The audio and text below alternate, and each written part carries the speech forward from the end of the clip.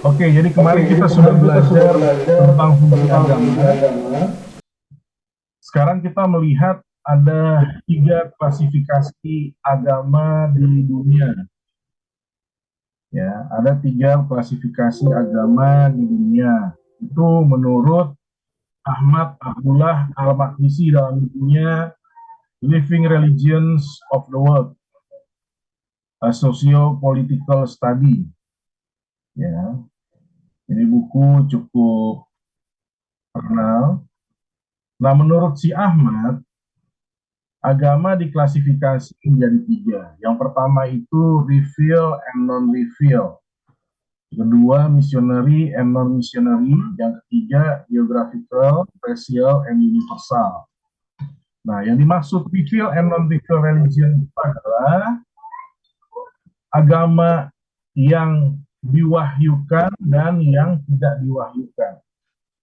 Reveal religion atau agama yang diwahyukan, ya, atau agama wahyu, itu adalah agama yang menghendaki iman kepada Tuhan, kepada Rasul, ya, kepada Nabi, ya, atau kepada kitab-kitabnya, kitab suci, untuk disebarkan kepada segenap umat manusia. Sedangkan sebaliknya, agama non-wahyu, yaitu non-revealed religion, adalah agama yang tidak memandang esensial penyerahan manusia kepada tata aturan ilahi.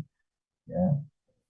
Nah, yang dimaksud agama wahyu itu adalah Yudaisme, Kristen, dan Islam.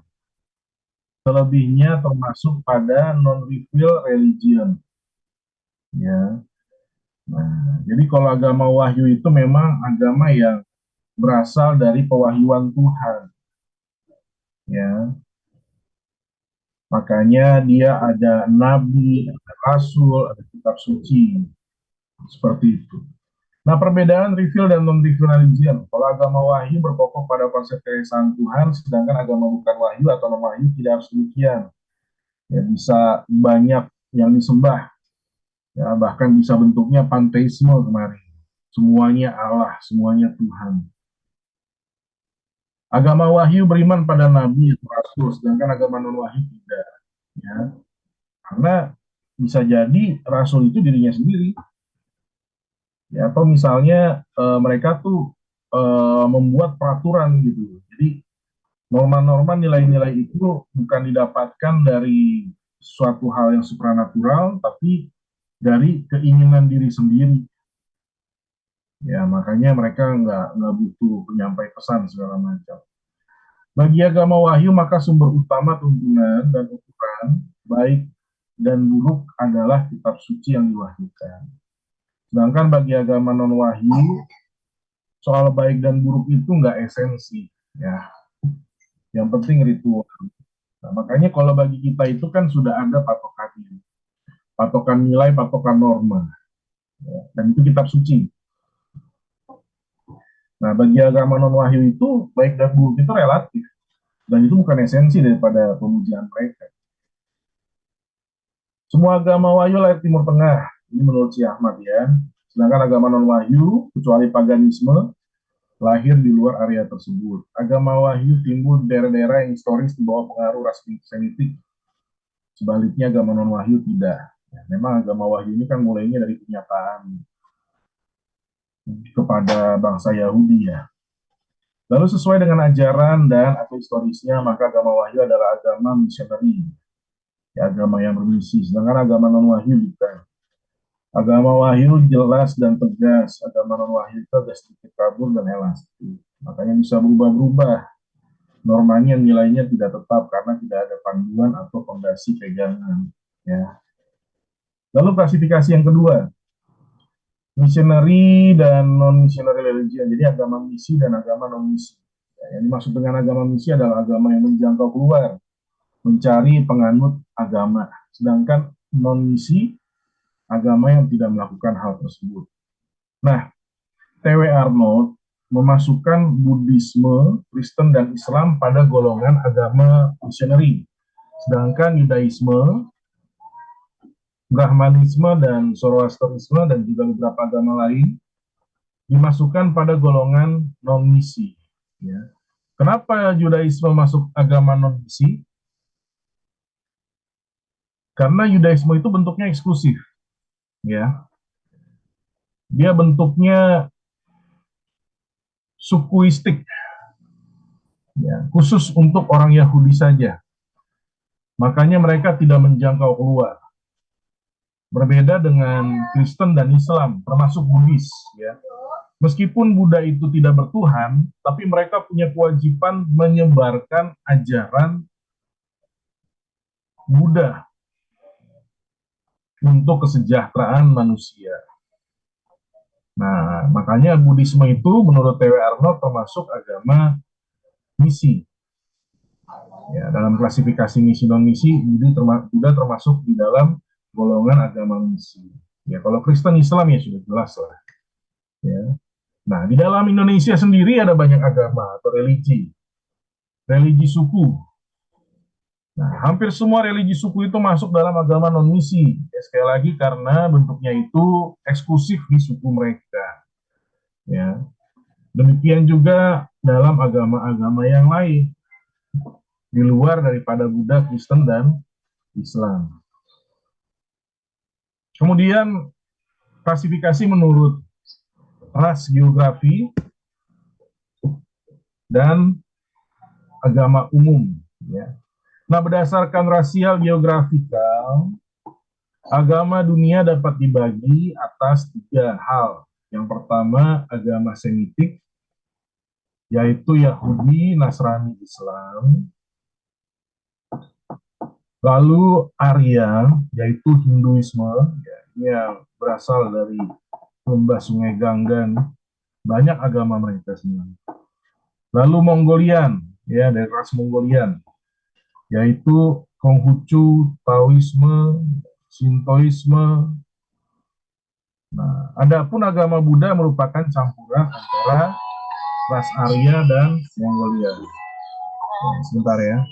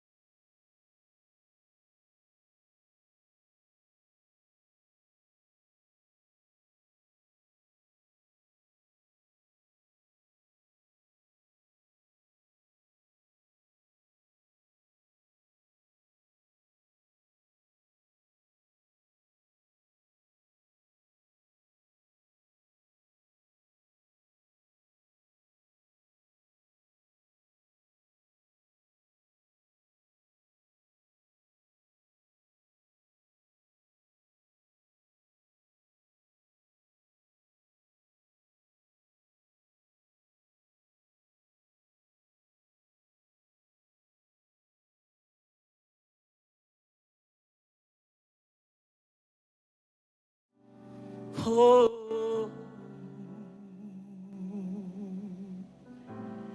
bila engkau tak besertaku,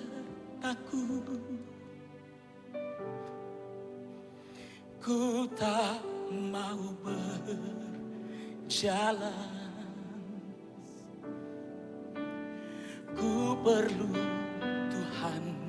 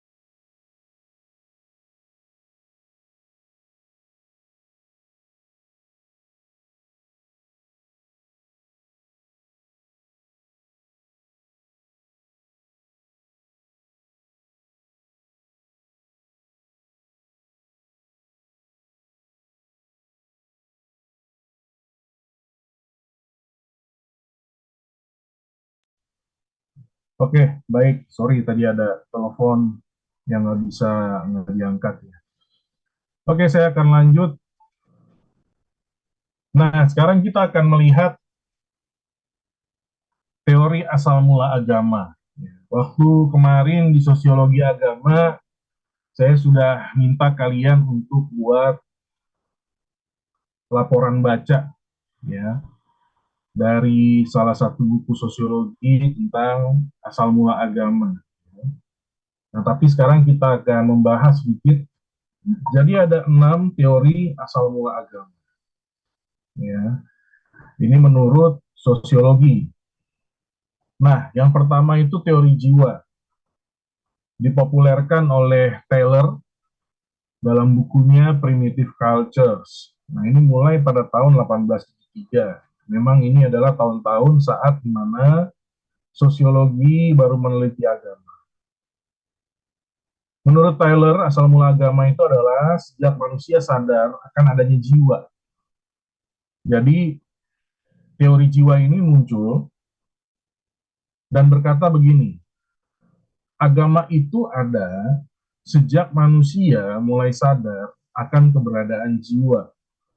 Jadi sejak manusia sadar akan keberadaan jiwa, baru mereka mulai mengenal agama dan beragama. Nah, pengenalan akan jiwa itu muncul yang pertama, sejak ada perbedaan yang tampak pada manusia antara hal-hal yang hidup dan hal yang mati. Nah, manusia tuh lambat laun mulai sadar bahwa gerak dalam alam itu disebabkan oleh suatu hal yang ada selain tubuh jasmani. Nah, kekuatan penggerak itulah yang disebut jiwa. Ya. Nah, jadi ada perbedaan antara hidup dan mati, ya. Antara bunga hidup dengan tanaman yang mati, antara hewan yang hidup dan mati. Ya. Kenapa kok yang mati sudah tidak bisa bergerak? Nah, menurut mereka pasti ada kekuatan penggerak, ada energi, dan kekuatan itulah yang disebut jiwa.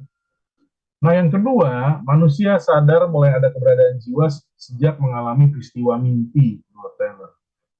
Menurut Taylor, dalam mimpinya manusia melihat dirinya tempat-tempat lain daripada tempat tidurnya. Demikian manusia mulai membedakan antara tubuh jasmani yang ada tempat tidur dan suatu bagian lain dirinya yang pergi ke lain tempat disebut jiwa. Ya. Nah, ini menurut si Taylor nih, manusia mulai menyadari itu jiwa. Ya, karena dalam mimpi mereka bisa berada di tempat lain sedangkan jasadnya itu berada di tempat tidur. Ya. Berbeda dengan teori psikologi sekarang, kalau mimpi itu bukan berarti jiwa kita yang pergi, ya, tapi itu alam bawah sadar kita, imajinasi. Nah, Karena dua hal ini manusia mulai menyadari adanya keberadaan suatu kekuatan atau energi yang namanya jiwa. Nah, manusia menyadari sifat abstrak dari jiwa, bahwa jiwa dapat hidup langsung, bahkan lepas dari tubuh jasmani, dapat pergi melayang dari peristiwa mimpi tadi. Tapi kata Tyler, walaupun melayang, hubungan jiwa dengan jasmani pada saat seperti tidur atau pingsan itu tetap ada. Hanya ketika makhluk manusia mati, maka jiwa tidak terikat lagi, melayang terlepas, terputus hubungan antara jasmani dengan jiwanya selama-lamanya. Nah, jiwa yang terlepas itu dapat berbuat semaunya. Dan menurut Taylor, alam semesta penuh dengan jiwa-jiwa yang lepas.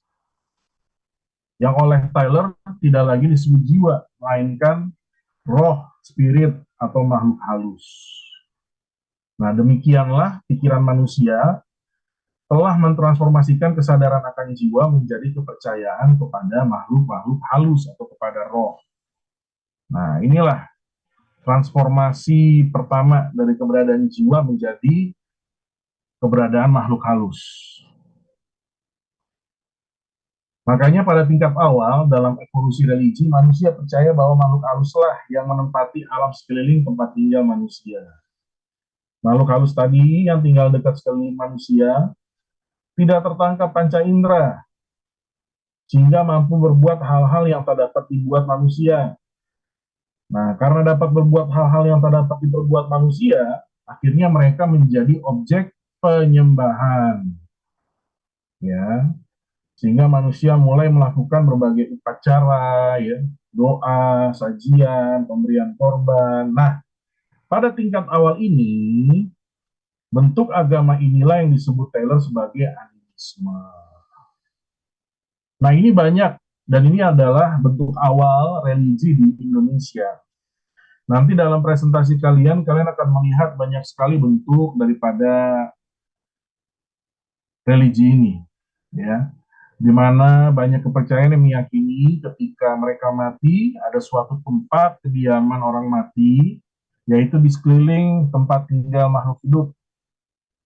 Nah, karena mereka berada di sekitar tempat tinggal mereka, manusia itu, di tempat tinggal masyarakat, maka setiap hari mereka harus dikasih saji, dikasih sembahan. Nah, agar roh-roh yang ada di sekitar tempat tinggal mereka pergi ke tempat peristirahatan, maka masyarakat harus melakukan upacara kematian. Nah, upacara kematian ini banyak bentuknya, ya. Seperti dalam agama Marapu, seperti dalam agama Alu Todolo, Toraja, itu ada Rambu Solok, ya. Atau mungkin juga di dalam Parmalin, ya. Itu ada upacara kematian. Sehingga roh yang mati tersebut tidak lagi tinggal di sekeliling mereka, tapi mereka mulai masuk ke tempat peristirahatan yang namanya berbeda-beda. Ya, ada yang namanya apa namanya itu Puya, ada yang namanya Nitu, ya. Macam-macam nama tempat peristirahatan. Ya. Ada yang tempat peristirahatannya benar-benar suatu tempat di dalam letak geografisnya. Ya. Nah, tapi bagaimanapun juga, seperti yang dikatakan Taylor, jiwa itu bertransformasi menjadi spirit dan tinggal di tengah-tengah mereka. Karena tidak tertangkap panca indera, karena mereka bisa melakukan hal-hal yang tidak dilakukan manusia, maka mereka menjadi objek penyembahan. Jadilah penyembahan kepada nenek moyang atau animisme. Nah, pada tahap kedua, dalam evolusinya, manusia juga mulai percaya bahwa alam semesta atau alam di sekeliling kita, mereka itu bergerak juga karena disebabkan oleh adanya jiwa di dalamnya. Jadi gunung meletus, gempa bumi, angin topan, jalannya matahari di angkasa, pohon yang bisa bertumbuh besar sekali. Mereka yakin itu sebab adanya jiwa di dalamnya. Entah itu dari jiwa nenek moyang mereka, entah itu dari jiwa alam.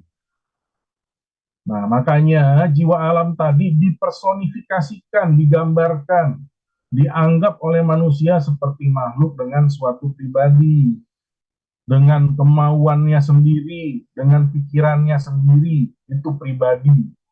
Nah, makhluk-makhluk halus yang di belakang gerak alam itu, mereka puja sebagai dewa-dewa alam. Makanya evolusi yang terjadi dari animisme menuju politeisme. Ya. Nah, jadi dari pemujaan roh-roh nenek moyang berevolusi menjadi politeisme, pemujaan terhadap roh-roh atau dewa-dewa alam, dewa gunung, dewa lain-lain, ya, seperti itu. Nah, pada tingkat ketiga menurut Taylor dalam evolusinya, sejak manusia mulai bertumbuh, masyarakat mulai berkembang, mulai ada susunan ketatanegaraan, mulai ada hierarki, ya, ada raja, ada menteri, ada rakyat. Nah, pemikiran manusia berkembang juga sehingga mempengaruhi kepercayaan mereka. Nah, karenanya kepercayaan akan alam dewa-dewa alam tadi, ya politeisme, itu berkembang juga. Manusia mulai berpikir, jangan-jangan di dewa-dewa alam itu juga ada hierarki, ada suatu kepangkatan. Ya, ada dari dewa-dewa rendah, dewa-dewa biasa, dewa-dewa tinggi, sama raja dewa. Nah, suatu susunan serupa itu lambat laun akan menimbulkan suatu kesadaran bahwa semua dewa itu pada hakikatnya hanya merupakan penjelmaan saja dari satu dewa tertinggi. Nah, akibat dari kepercayaan itu, religi berkembang kepada penyembahan satu Tuhan yang esa. Nah, dari politeisme berkembang menjadi monoteisme. Nah, itulah yang terjadi menurut Taylor. Ya, itulah evolusi religi yang terjadi. Makanya menurut Taylor, monoteisme itu adalah bentuk mutakhir daripada evolusi religi. Ya. Nah, sebenarnya juga ada sih bentuk ini di Alkitab ya. Coba sebentar saya cari, siapa tahu dapat.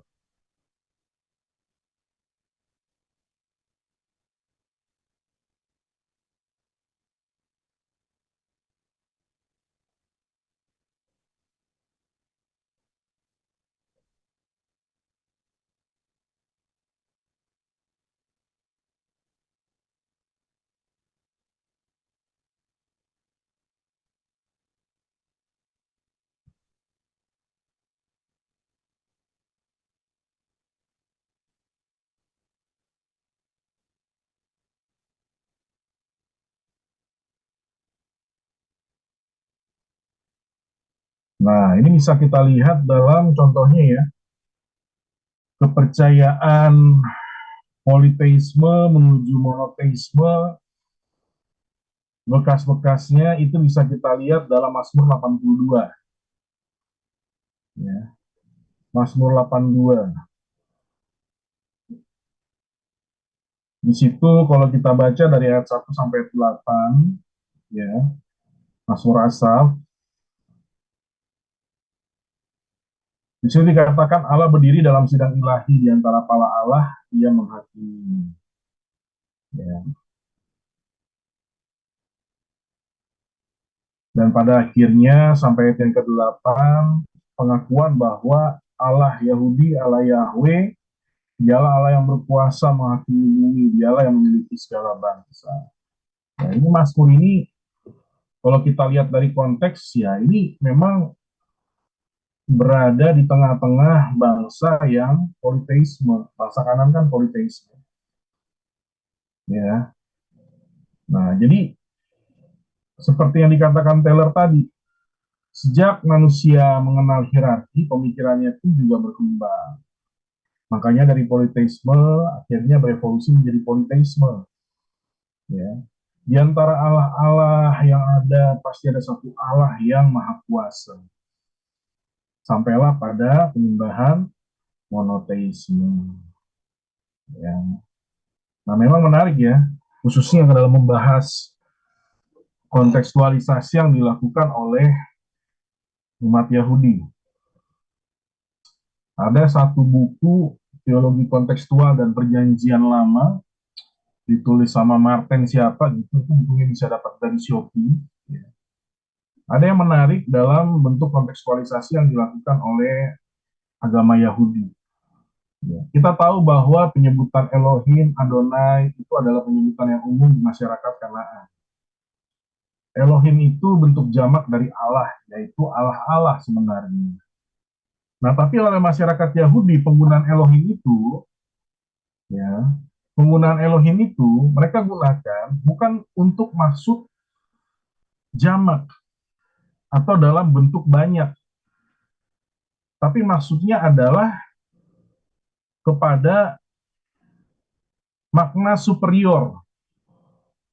Makanya yang dimaknai itu bukannya Allah-Allah atau banyak Allah, tapi makna yang mereka pahami adalah Allah dari segala Allah, Tuhan dari segala Tuhan, ketika mereka menyebut Elohim atau Adonai. Nah, ini buku sumbernya itu di Teologi Kontekstual dan Perjanjian Lama. Itu Martin siapa itu? Saya pernah baca bukunya.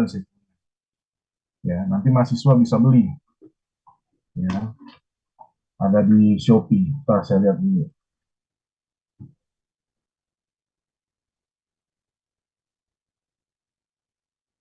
Oh, judulnya Perjanjian Lama dan Teologi Kontekstual. Pendeta Dr. Martinus Theodorus Mawene. Ya, Anda silakan beli dan tolong baca habis bukunya karena bagus. Yang kedua, teori batas akal oleh Fraser. Nah, menurut Fraser, manusia memecahkan soal-soal hidupnya dengan akal dan sistem pengetahuannya. Tapi akal dan sistem pengetahuan itu ada batasnya. Nah, sehingga soal-soal hidup yang tak dapat dipikirkan atau dipecahkan, ditemukan jawabannya, akan dipecahkan dengan magic. Apa itu magic? Yang dimaksud magic adalah ilmu gaib. Pada mulanya, manusia menggunakan ilmu gaib untuk memecahkan soal hidupnya yang ada di luar batas kemampuan dan pengetahuan akal. Ya, agama waktu itu belum ada dalam budaya manusia. Tapi lambat laun terbukti bahwa banyak dari perbuatan magic itu nggak ada hasilnya. Maka mulailah manusia percaya bahwa alam didiami makhluk-makhluk halus yang lebih berkuasa daripadanya. Maka mulailah mencari hubungan dengan makhluk halus yang mendiami alam tersebut. Demikianlah timbul agama. Nah, menurut Fraser, memang ada suatu perbedaan yang besar antara magic dan religion. Magic adalah sistem perbuatan dan sikap manusia untuk mencapai suatu maksud dengan menguasai atau mempergunakan kekuatan dan hukum gaib yang ada di alam. Sebaliknya, religi adalah suatu sistem perbuatan manusia mencapai suatu maksud dengan cara menyandarkan diri pada kemauan dan kekuasaan makhluk halus seperti roh, dewa, dan lain-lain. Ya. Nah, jadi pada awalnya menurut Fraser, manusia itu mulai mengenal agama sejak manusia itu tidak dapat mengandalkan pikirannya, bahkan tidak dapat mengandalkan ilmu-ilmu gaib yang mereka punya. Dari situlah mereka mulai menyandarkan dirinya kepada kekuatan-kekuatan roh halus yang ada di sekitar mereka. Ya, mereka mulai mengandalkan doa-doa, mereka mulai mengandalkan ritual-ritual sesajen. Nah, berbeda dengan Taylor atau teori jiwa, di mana manusia itu mulai mengenal agama sejak menyadari keberadaan jiwa, ya. Fraser berpendapat manusia itu mulai menyadari agama atau mulai memeluk agama sejak mereka tidak bisa lagi mengandalkan kekuatannya sendiri atau akalnya. Ya. Itu yang kedua. Nah, yang ketiga, teori krisis dalam individu. Nah, ini pandangan ini berasal dari Crowley. 1905 ya. Berarti mulai ke sini mulai makin baru, mulai belakang. dan juga dipopulerkan oleh Van Gennep.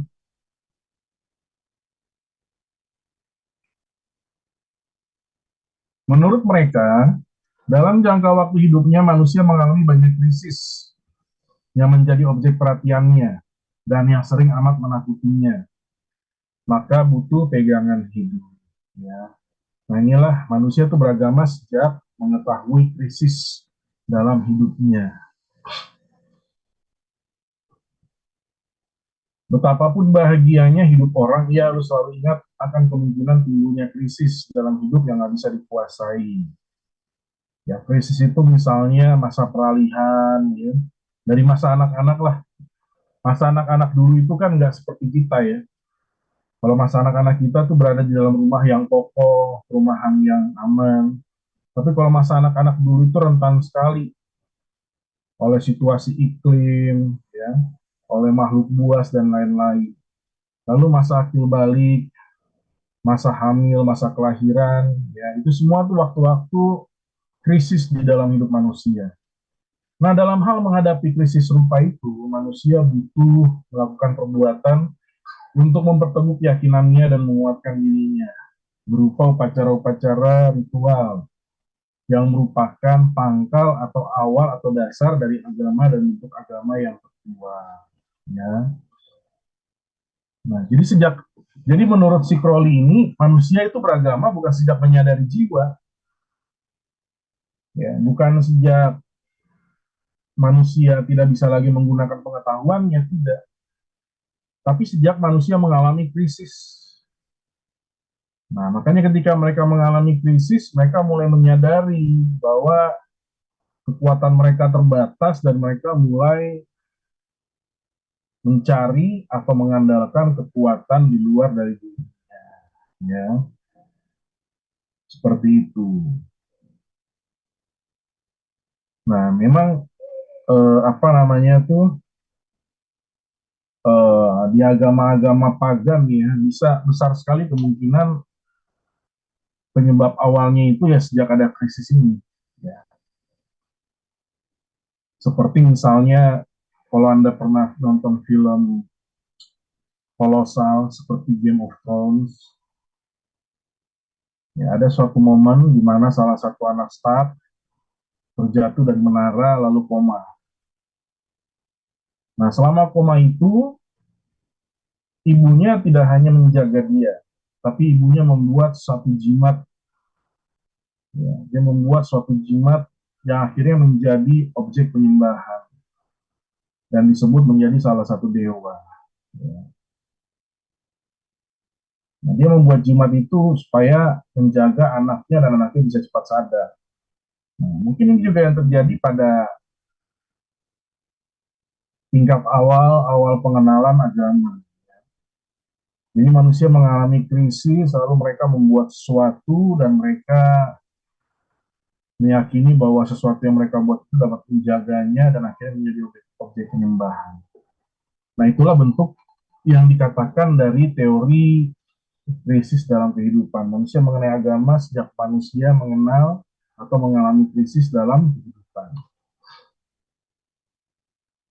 Lalu ada juga teori kekuatan luar biasa. Nah, ini dipopulerkan oleh Maret 1909 sebagai sanggahan terhadap Taylor. Menurut Maret, pangkal segala kelakuan keagamaan ditimbulkan karena ada suatu perasaan rendah terhadap peristiwa alam di luar kekuatan manusia, yang disebut sebagai kekuatan supranatural atau kekuatan sakti. Ya. Jadi kepercayaan kepada suatu kekuatan sakti yang ada dalam gejala-gejala alam, peristiwa-peristiwa luar biasa, dianggap Maret itu merupakan suatu kepercayaan yang ada pada makhluk manusia sebelum ia percaya pada makhluk halus dan roh. Dengan kata lain, sebelum ada kepercayaan animisme. Nah, itu sebabnya bentuk agama di wilayah Maret itu disebut sebagai pra-animisme.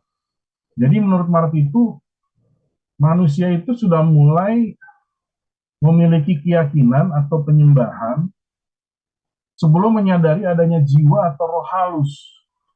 Ya. yaitu sejak mereka menyadari bahwa adanya kekuatan luar biasa di alam. Misalnya petir menggelegar, gunung meletus, mereka belum sadar tuh ada jiwa penggerak, tapi mereka karena mereka merasa rentan akan dirinya, manusia merasa lemah akan dirinya, mereka lalu melakukan suatu ritual pemujaan. Nah, itu yang disebut sebagai religi pra-animisme. Jadi bukan animisme, bukan politeisme, tapi hanya semacam bentuk kekhawatiran, ketakutan yang disistemkan, ya, menjadi religi, menjadi bentuk penyembahan, menjadi bentuk penundukan, kira-kira seperti itu. Nah, lalu yang kelima, teori sentimen kemasyarakatan.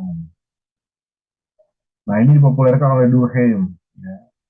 Durkheim ini salah satu sosiolog nih. Dan juga dalam sosiologi agama kita pelajari, memang yaitu fokus daripada sosiologinya itu teorinya sentimen kemasyarakatan atau solidaritas masyarakat.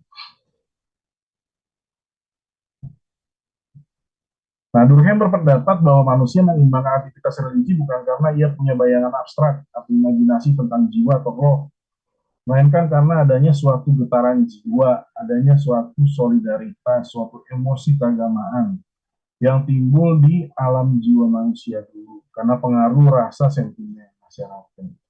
Nah, sentimen masyarakat dalam batin manusia itu berupa suatu kompleks perasaan yang mengandung rasa keterikatan, rasa bakti, rasa pengabdian, rasa cinta kepada masyarakat tersebut, dan sebagainya. Ya. Nah, sentimen kemasyarakatan menyebabkan timbulnya emosi agama, ya, sehingga merupakan pangkal dari segala kelakuan agama manusia itu sendiri. Sentimen kemasyarakatan ini terpelihara melalui kontraksi masyarakat seperti pertemuan atau ritual. Jadi dengan adanya ibadah, dengan adanya pertemuan, sentimen ini akan terus terpelihara. Nah, emosi keagamaan yang timbul karena rasa sentimen masyarakat membutuhkan suatu objek tujuan. Seringkali sifat yang menjadi objek tersebut adalah bukan karena sifat luar biasanya, tapi karena anggapan masyarakat. Nah, objek yang menjadi tujuan emosi keagamaan itu bersifat keramat, berlawanan dengan objek lain yang tidak mendapat nilai keagamaan. Itu objek yang tak keramat. Nah, objek keramat tidak lain adalah suatu lambang masyarakat. Ya. Makanya pada bangsa Australia kita temukan tuh objek keramat itu seperti totem. Totem ini melambangkan suatu suku, ya, atau tanda daripada suatu kelompok. Dan itu bukan hanya menjadi suatu tanda kelompok, tapi memiliki makna religi. Nah, pendapat tersebut di atas yang pertama mengenai emosi keagamaan dan sentimen masyarakat adalah pengertian dasar yang merupakan inti esensi dari religi. Sedangkan ketiga pengertian lainnya, kontraksi masyarakat, kesadaran akan objek keramat, dan totem bermaksud memelihara kehidupan dari inti kontraksi masyarakat. Nah, susunan tiap masyarakat dari beribu-ribu suku bangsa di muka bumi yang berbeda ini telah menentukan adanya beribu-ribu bentuk religi yang perbedaan-perbedaannya tampak lahir pada upacara-upacara kepercayaan dan mitologi. Nah, jadi menurut Durkheim, agama itu pada mulanya bukan karena kesadaran jiwa, bukan karena kekuatan luar biasa, ya, tapi pada sentimen masyarakat atau anggapan masyarakat. Misalnya, dalam suatu masyarakat kuno, mereka melihat ada suatu benda yang aneh. Ya. Atau dalam suatu masyarakat kuno ada satu orang tuh yang memiliki pengaruh besar. Nah, lalu orang yang memiliki pengaruh besar ini, ya, yang pada akhirnya disebut dukun, ya, dia akhirnya membuat suatu anggapan-anggapan yang sifatnya itu kesukuan, dan sifatnya itu menjaga agar suku tersebut tetap bersama, ya. Nah, jadi terbangunlah suatu sentimen. Ya, contohnya, misalnya dukun tersebut bilang, ya, setiap kita ini harus disunat supaya tidak kena celaka. Setiap kita ini harus ditato supaya tidak kena celaka. Ya, padahal nggak tahu celakanya gimana. Atau setiap kita ini semuanya harus berada di rumah pada jam sekian, pada waktu sekian, supaya tidak pernah celaka. Nah, suatu anggapan-anggapan yang disusun oleh orang berpengaruh tersebut akhirnya menjadi suatu ikatan nilai atau norma dalam masyarakat yang awalnya tidak dimaksudkan menjadi suatu religi, ya, tapi karena dipelihara terus dalam suatu pertemuan, diulangi lagi, ya, dalam setiap acara-acara ucapan syukur, makan bersama, diulangin lagi, ya. Nah, lama-lama itu menjadi suatu ikatan-ikatan dan akhirnya itu menjadi suatu keyakinan di masyarakat. Dan itulah bentuk dasar dari religi. Nah, karena masyarakat ini sudah terikat, sehingga mereka perlu membentuk tanda dari masyarakat tersebut. Pada akhirnya mereka membuat suatu patung, ya, atau dalam Australia tadi totem, ya, menjadi tanda suku tersebut. Dan pada akhirnya totem atau patung yang dimaksudkan pada awalnya menjadi tanda itu menjadi objek penyembahan. Nah, itulah yang dikatakan oleh Durkheim bahwa agama tidak selalu muncul dari keberadaan jiwa atau krisis hidup, tapi bisa juga itu karena dari anggapan masyarakat, sentimen masyarakat. Ya. Makanya kalau misalnya kita lihat film-film Indian, sistem mereka sederhana. Mungkin muncul dari pengalaman hidup salah satu orang, petinggi, petua. Tapi pengalaman itu diceritakan tiap malam dalam pertemuan, diceritakan dalam setiap makan, ya. Dan mereka semua generasi-generasi muda, mereka mendengarkan dan mereka meyakini. Sampai suatu ketika si tetua tersebut membuat suatu patung, membuat totem, ya, dan akhirnya menjadi tanda masyarakat dan akhirnya itu menjadi dewa dalam masyarakat tersebut. Ya, nah itu yang dimaksud Durkheim tadi, bahwa agama bisa muncul dari sentimen masyarakat. Nah ini juga yang seringkali juga terjadi di Indonesia. Ya, tiba-tiba ada seorang itu dalam masyarakat, ya, dia mengklaim dirinya sakti, dirinya bisa melihat masa depan, dirinya bisa menyembuhkan. Ya, kita nggak tahu caranya bagaimana, tapi masyarakat meyakini demikian. Ya. Nah, lalu mulailah cerita-cerita dikembangkan, mulailah orang meyakini. Akhirnya di rumahnya itu dibuatlah ritual-ritual. Ya. Bahkan ketika si dukun tersebut bilang, kamu harus mengunjungi makam ini, buat ritual di situ, orang jadinya menyembah makam tersebut.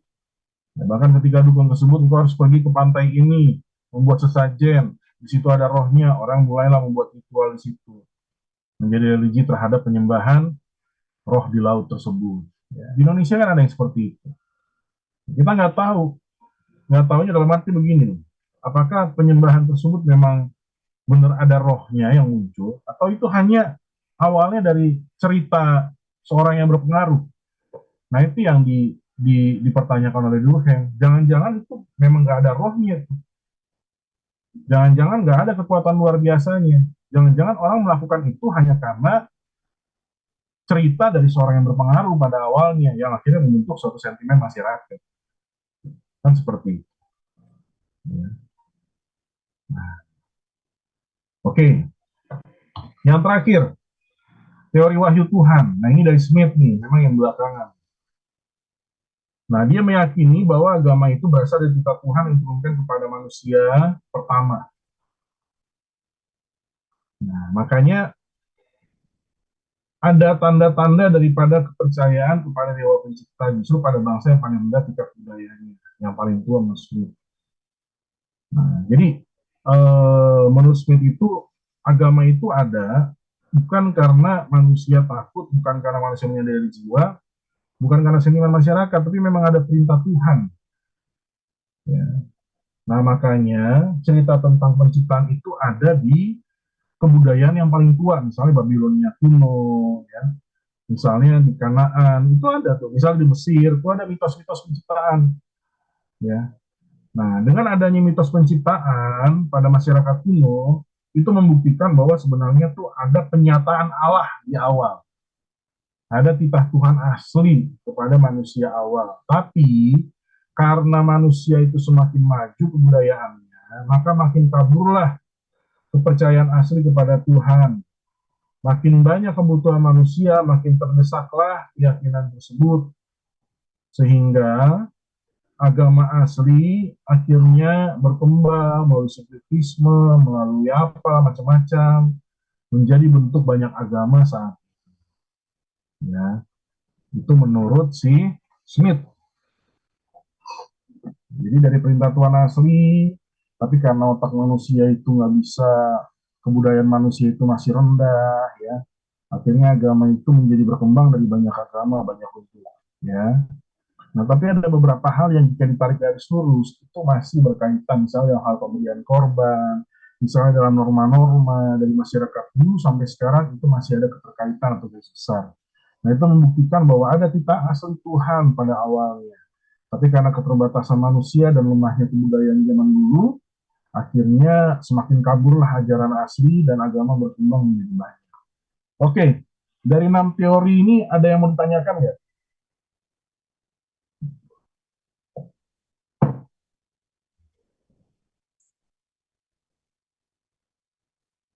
Saya rasa nggak ada ya. Oke, kita lanjut ya. Nah, kita akan sekarang belajar tentang religi suku Murba. Apa yang dimaksud suku Murba? Suku Murba itu adalah suku-suku bangsa yang sekalipun hidup dalam abad sekarang, tapi masih berperadaban zaman purba. Ya, kita bisa melihat ada beberapa suku Murba. Ya. Salah satunya misalnya yang gampang dekat dengan kita tuh Baduy. Nah, itu suku Murba. Jadi meskipun zaman sudah maju, tapi mereka masih hidup dalam peradaban zaman purba. Ya. Nah, di daerah-daerah lain juga ada suku Murba. Ya. Mereka biasa hidup di pedalaman-pedalaman. Nah, lalu apa yang dimaksud religi suku Murba? Religi suku Murba itu adalah keyakinan-keyakinan dalam religi yang masih terdapat pada suku-suku bangsa tersebut. Ya, jadi bukan hanya peradaban mereka yang masih zaman purba, tapi keyakinan mereka juga masih dalam zaman purba. Ya.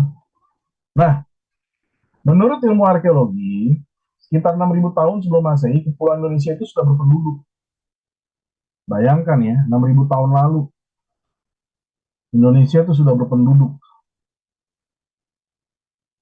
Nah, pada akhir zaman Pleistosen, bukan PlayStation ya, Pleistosen, kurang lebih 2000 sebelum Masehi, ada penduduk datang dari daratan Asia.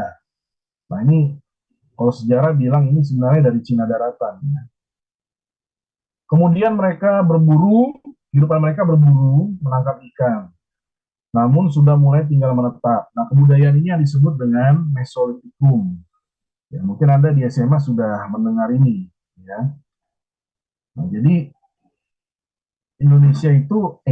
Kepulauan Indonesia itu sudah mulai ditempati 6.000 tahun sebelum Masehi.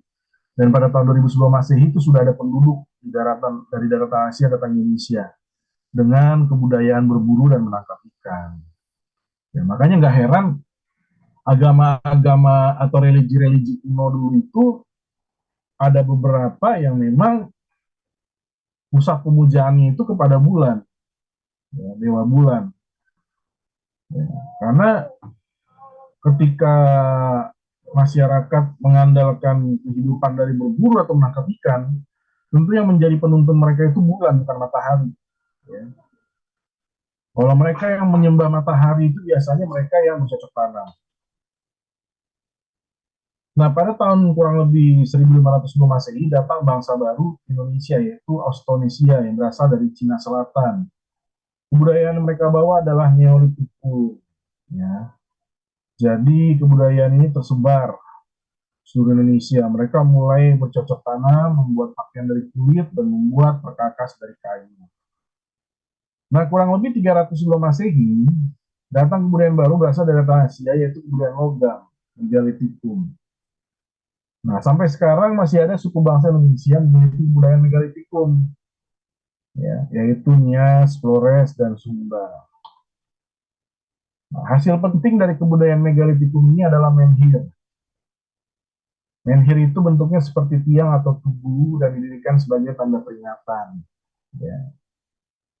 Nah, bukan hanya sebagai tugu atau tanda peringatan, Menhir ini juga berfungsi sebagai lambang dari arwah nenek moyang yang tinggal di dalamnya.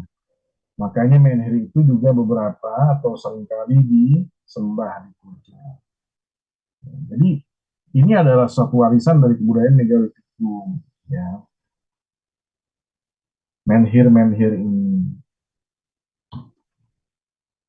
Dalam kebudayaan ini juga terdapat dolmen yang berbentuk seperti meja batu dengan mempunyai kaki-kaki dari menhir tadi.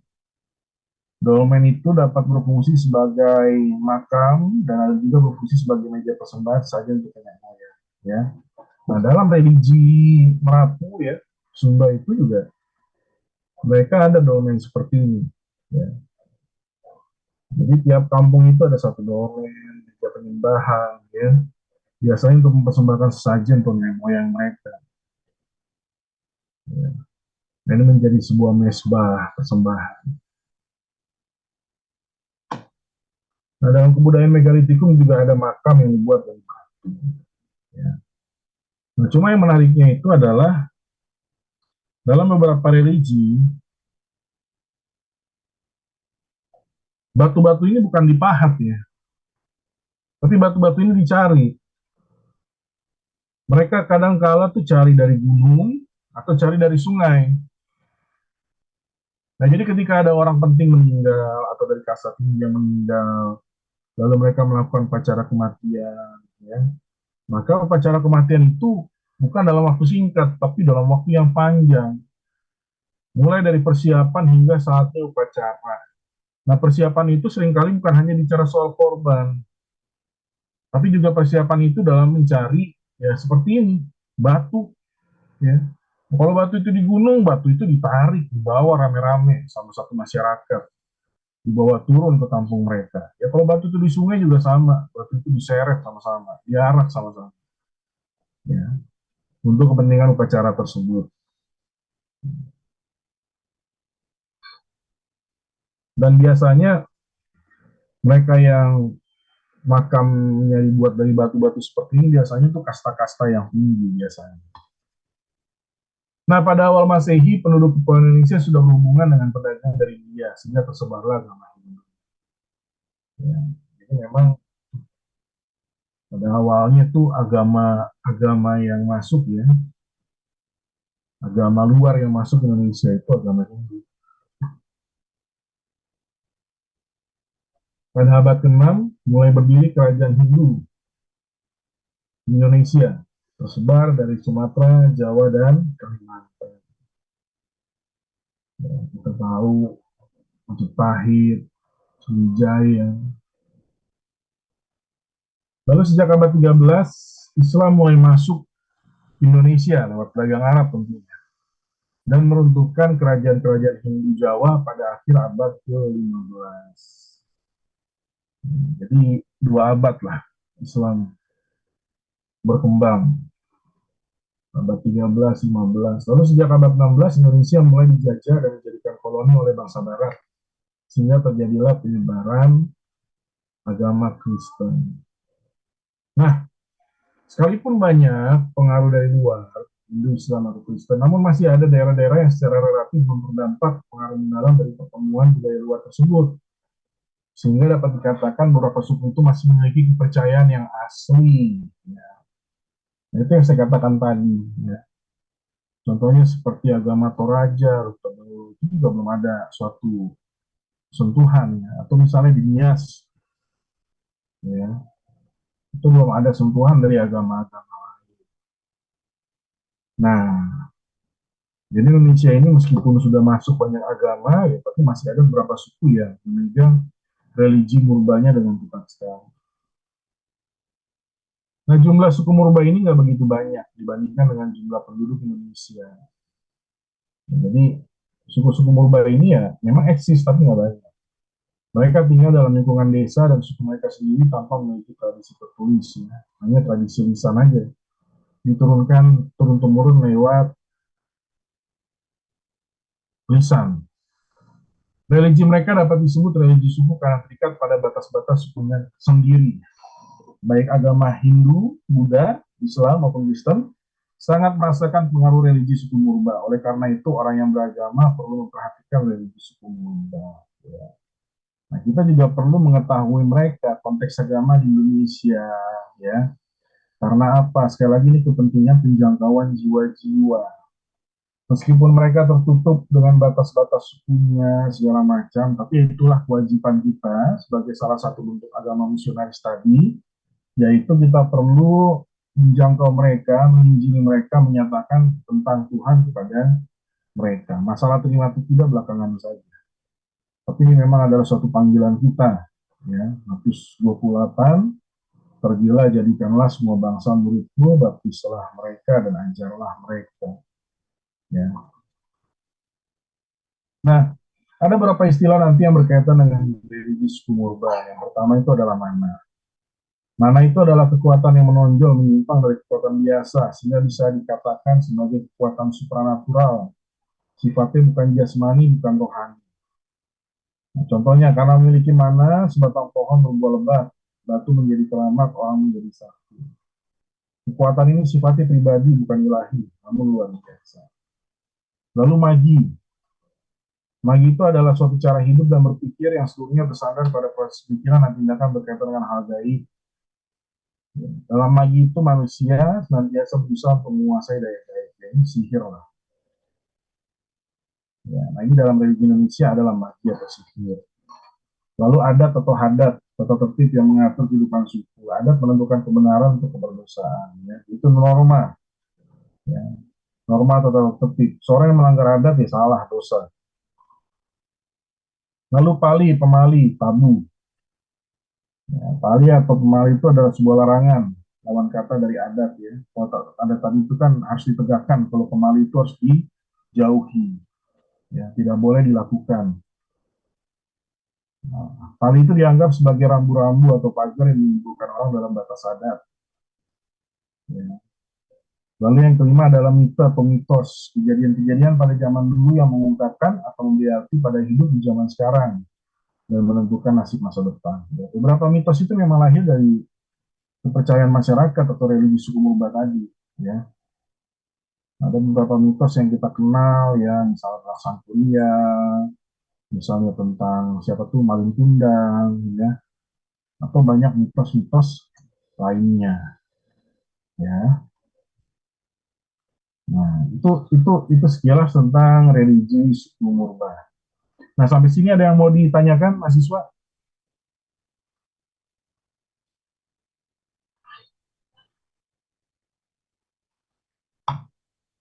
Oke. Nah, minggu depan kita akan mulai presentasi ya. Presentasi dari kelompok satu yang membahas tentang agama Merapu, yaitu suku Sumba. Nah, sekali lagi, Anda nanti membuat presentasi berdasarkan dengan kriteria yang sudah saya sampaikan di silabus ya. Nah, jadi coba nanti dibahas bagaimana pandangan mereka tentang penciptaan alam semesta, ya. Bagaimana apa namanya tuh konsep mereka tentang Tuhan atau Allah, ya, dan lain-lain, kira-kira seperti itu. Nah, waktu presentasi nanti paling lama 45 menit, lalu setelahnya kita nanti akan menjawab. Ya.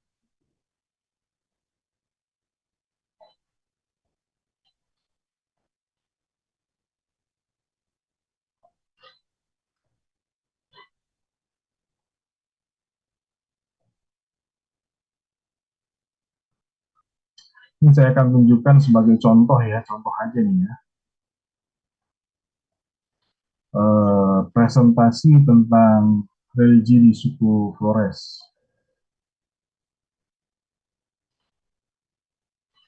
yaitu kepercayaan terhadap Mori Tribe.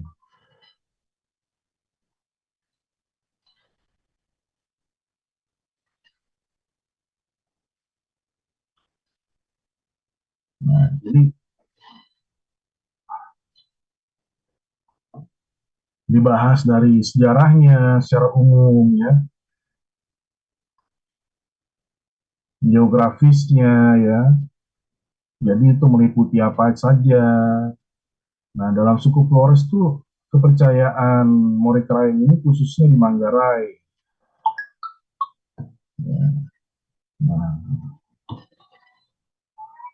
lalu ada tentang asal mula alam semesta, ya, bagaimana mitos yang mereka yakini, ya.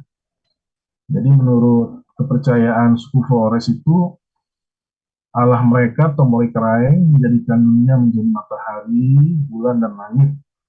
Tapi langit dan bumi waktu itu berdekatan sekali menyebabkan sinar matahari terlalu panas sehingga belum ada manusia menghuni bumi. Nah, lalu setelah berapa lama timbullah serenteng bambu yang mengandung di dalamnya dua orang manusia, laki dan perempuan.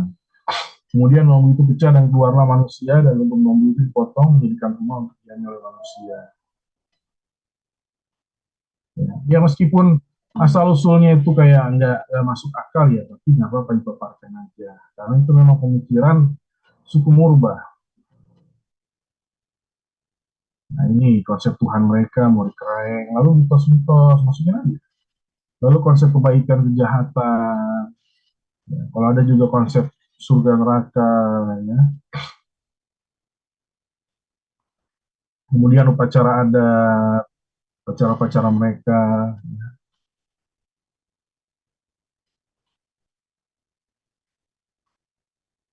Nah lalu habis itu nanti ada pandangan ya dari kelompok ya, hal-hal baik atau hal-hal yang tidak baik. Tapi objektif dalam arti begini, ini kepentingannya itu apa yang bisa kita transformasikan, apa yang bisa dipertahankan dan transformasikan, dan apa yang bisa kita tolak dari perspektif kekristenan. Ya. Nah, jadi nanti saya mengharapkan presentasi kalian seperti itu ya. Tolong dibuat suatu presentasi yang baik, sumbernya dari berbagai hal. Ya. Nah, saya minta apa yang kalian presentasikan itu lebih baik daripada yang di sosiologi agama. Sosiologi agama sih sudah kasih bahan, tapi Anda membuatnya tuh nggak dengan excellent gitu. Nah ini kalau bisa Anda kumpulkan dari banyak data segala macam, ya, dengan motivasi Anda ingin memberkati teman kelas Anda, sehingga ketika mereka mendengar presentasi Anda, mereka mulai memahami religi yang Anda paparkan. Sampai sini paham ya? Oke, dari apa yang kita pelajari hari ini ada yang mau ditanyakan? Silakan.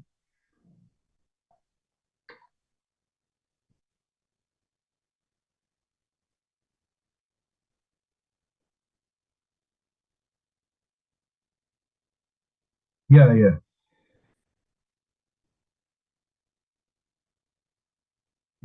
Ya, betul. Kelompok sudah dapat kan ya di dalam GCR ya?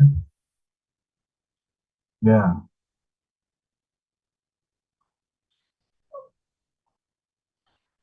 Ada lagi yang mau ditanyakan mengenai tugas atau mengenai tadi, penjelasan tadi, silakan.